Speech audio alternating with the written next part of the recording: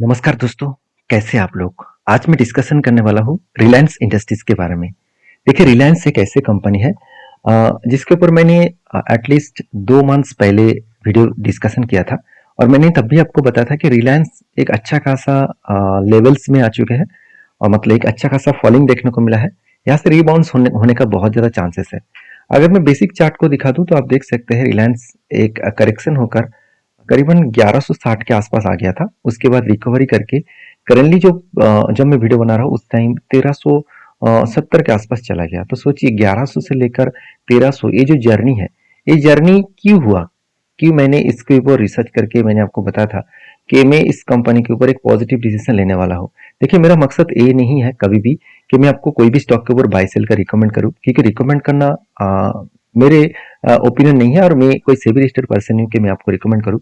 मेरा मकसद यही है कि मैं जिस तरीके से काम करता हूँ, मेरा इतने सालों के एक्सपीरियंस मैं आपके साथ शेयर कर पाऊँ, उसमें आपको भी कुछ सीखने को मिलेगा। तो सीखने के लिए आया है तो इस वीडियो को कंटिन्यू करिए। तो देखिए सबसे पहले मैं आपको बताता हूँ कि मैंने जब भी काम करता हूँ, मतलब मैं जब भी किसी कंपनी के ऊपर काम करता हूँ, तो सबसे पहले मैं जिस चीज को फॉलो करता हूँ वो है कंपनीज के फंडामेंटल्स। तो फंडामेंटल अगर स्ट्रांग हो उसके बाद मैं टेक्निकली चार्ट पैटर्न्स को देखता हूँ। तो देखिए दिसंबर क्वार्टर का जो रिजल्ट था पिछले बार का वो शानदार था। इस बार देखिए शेयर में एक पॉजिटिवली जर्नी हो रहा है। इसके पीछे एक रीजन है, वो है क्वार्टरली रिजल्ट। अगर मार्च के डेटा देखो, मार्च के डेटा के हिसाब से एक पॉजिटिवली मार्च का सेल्स देखने को मिला।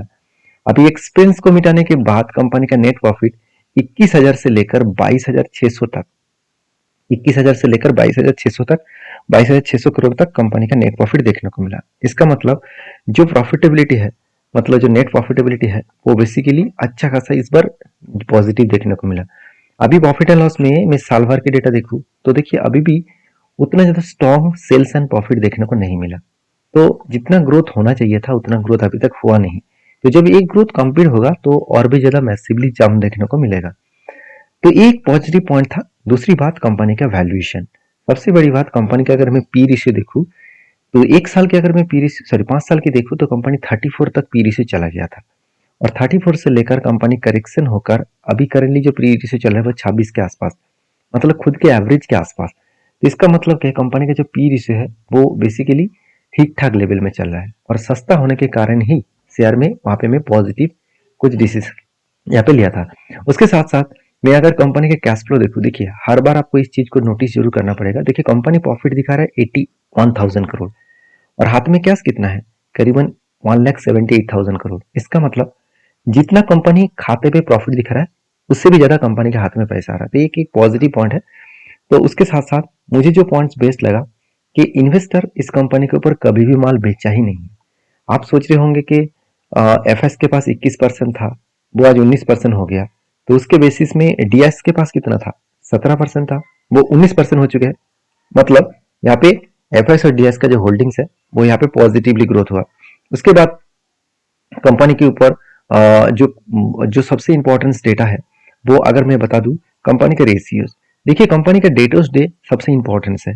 आप कितना भी माल बेच ले, अगर आपको टाइम टू टाइम पेमेंट नहीं मिल रहा है तो आपका बिजनेस खड़ा नहीं हो सकते। तो यहाँ पे देखिए रिलायंस एक ऐसी कंपनी है जो डेटर्स डे को मेंटेन हमेशा करता है। मान तो इस बार 16 दिन लग गया पैसा पाने में, तो फिर भी पहले 19 दिन था, उसको भी कम करके 16 दिन आ गया। तो इसका मतलब कंपनी एक एवरेज लेवल में 10-20 दिन के अंदर अंदर कंपनी हाथ में पैसा लेके आ रहा है। तो ये गुड पॉइंट्स है। ये सारे गुड पॉइंट्स को मैंने ऑब्जर्व किया और तब मैंने इस कंपनी के ऊपर डिसीजन लिया। तो डिसीजन कहाँ पे लिया गया वो मैं सबसे पहले आपको दिखाना चाहूंगा। देखिए मैंने जब डिसीजन लिया था तो कुछ टाइम ऑफ पीरियड जो था वो 2025 के दिसंबर के मंथ था। तो दिसंबर मंथ में जब करेक्शन हुआ था उसके बाद मैंने आपको वीडियो अराउंड फरवरी मंथ में भी एक वीडियो बना के शेयर किया था। Around March to January to February इस टाइम का पीरियड वीडियो बना था और मैंने बताया था कि यहाँ पे मैंने पॉजिटिव डिसीजन इसलिए लिया क्योंकि जो स्ट्रेटजीज मुझे देखने को मिला वो स्ट्रेटजीज क्या है। स्ट्रेटजीज के हिसाब से बात करूँ तो यहाँ पे जो ऊपर वाला लाइन है ये है 52 वीक का हाई लाइन और ये नीचे वाला जो लाइन है ये 52 वीक का लो लाइन। तो दोनों का अगर मैं एक साथ चीजों को देखूं, एक साथ चीजों को समझूं, तो बेसिकली ये एक पॉजिटिव मुझे ट्रेंड देखने को मिला क्योंकि ऐसे सिचुएशन पहले ही बना था। मैं अभी आपको पहले डेटा दिखा देता हूँ, उसके बाद इस डेटा को दिखाऊंगा। देखिए पहले का डेटा को देखो, देखिए यहाँ पे भी क्या हुआ था, सेम टू सेम 52 लो को टच किया, इस जगह पे टच किया, उसके बाद देखिए किस तरीके से उसको रिबाउंड किया और ओवरऑल जो रिबाउंस हुआ वो कितना हुआ, करीबन 21% का रिबाउंस हुआ 118 दिन में। चलो उससे भी पहले देख लेते हैं, क्या उससे भी पहले बना था? हाँ जरूर बने थे, कोविड के टाइम में तो जरूर बना होगा। हाँ कोविड के टाइम में देखिए शानदार तरीके से बने। और कितना बने, तो यहाँ से कंपनी का फर्स्ट टच हुआ 52 के लो का, मतलब जो नीचे वाला लाइन है 52 के लो का लाइन है, उसको टच करने के बाद 52 हाई को कब टच किया, देखिए जस्ट 63 डेज में 47 का गेन। तो इस तरीके से चीजों को आपको पहले ऑब्जर्व करना होगा। देखिए लोग आपको ये कहेंगे कि ऐसे क्या हमेशा मिलता है।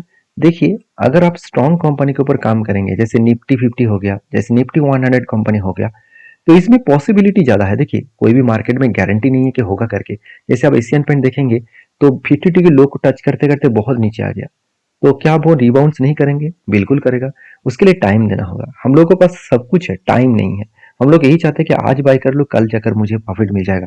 ऐसे होगा नहीं, क्योंकि कुछ टाइम लगता है। कभी कभी सेक्टर डाउन हो जाता है, कभी कभी उस सेक्टर में ग्रोथ होने में टाइम लगता है।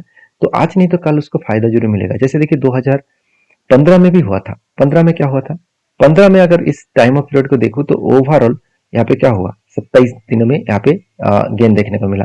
तो बेसिकली इस तरीके से चीजों को ऑब्जर्व करके मैंने क्या किया, यहाँ पे भी एक डिसीजन लिया। तो डिसीजन था, फर्स्ट डिसीजन एक्चुअली यहाँ पे था, मेरा डिसीजन यहाँ पे बन गया था, जो दिसंबर मंथ में बन गया था। और फाइनली उस लेवल को ब्रेक डाउन मतलब ब्रेकअप किया है। तो उसके बाद आप देखिए 130 दिन में 13% मिला। तो मुझे लग रहा है अभी ज्यादा दिन नहीं लगेगा इस हाई लेवल तक पहुंचने के लिए। अगर हाई लेवल तक पहुंचे और 34%, चलो मैं 6 मंथ छोड़ ही देता हूँ। अगर मुझे 130 डेज हुआ, एक साल भी लग गया तो कोई फर्क नहीं पड़ेगा। तो मुझे नहीं लगता एक साल लगेगा, जिस तरीके से मार्केट ट्रेंडिंग होना शुरू हो चुका है।